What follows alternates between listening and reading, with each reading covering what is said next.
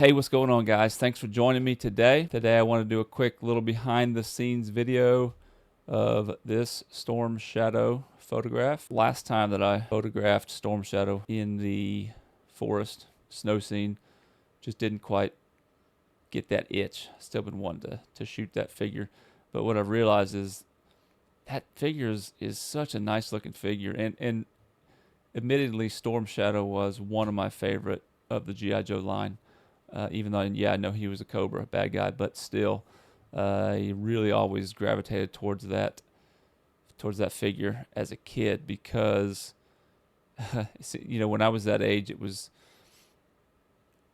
maybe it wasn't commonplace. I don't know if it was or not, but I remember me and my best little buddy growing up, man, we loved ninja stuff, and so we loved dressing up like ninjas and playing ninjas and pretending to be ninjas and all that. So, obviously, that's why Storm Shadow was naturally one of my favorites. But this Mezco one is just really nice. I mean, like, they really did a solid job with this guy. He is definitely my favorite of the Joe line. And to be honest, he's probably one of my top 5 favorite Mezcos when I think about it. And man, their stuff really is getting nicer and nicer. I've been collecting their stuff for about 5 years. And they've always done a great job with sculpt work, head sculpts and stuff. Their newer bodies, though, in my opinion, definitely have gotten a lot better. A good example of that is to look at, well, if you look at the Conan body, the amount of sculpt work that went into the entirety of that body is just incredible. And I'm super excited about the fact that the King Conan is now going to be double jointed in the elbows.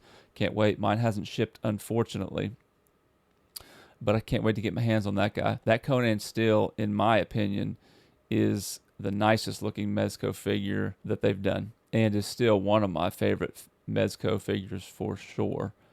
Some of my other favorites really are more tied to the actual characters themselves I love, like the Punisher and Superman. The Superman that I have, the Man of Steel edition, I think is what it was called. I mean, it's a nice figure,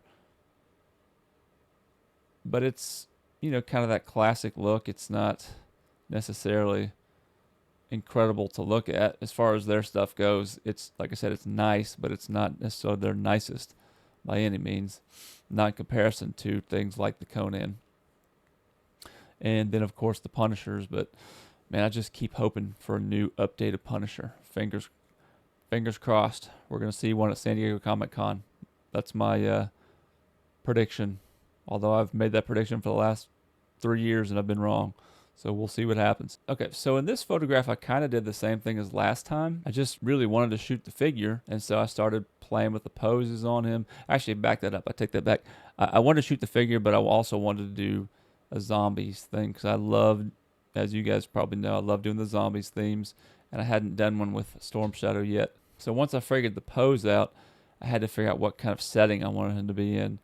At first, I was kind of looking for that, or I was kind of trying to go with that whole, post-apocalyptic looking city like you see in a lot of my Punisher shots. When I was using my television for the background, and I was using that type of photograph, it just didn't, I don't know, it just wasn't working for me. So I started playing around. I didn't want to go with a forest scene again because I'd already done that. And so then I started thinking, well, maybe let me look at some like more traditional Japanese architecture. And initially I was thinking, outside looking at some sort of a building or something in the background. But then I came across the photograph that I used here. And yeah, it just, it's just one of those things where you do it, you look through the camera, you're like, yeah, that's it. Boom, there you go. That's what I wanted. And it was simple. I tried it at first. I thought, well, what would you see in a dojo that I could put in the scene itself? And, doing a little bit of quick research on it, really not a lot. And so I really just decided to go with a clean look and use kind of my zombies for filler in the foreground and background, and that's why I put the skull with the fake blood. And by the way, the fake blood on the ground next to the skull is just hot glue. I just put some hot glue on some probably wax paper I think I used, or maybe aluminum foil, I can't remember.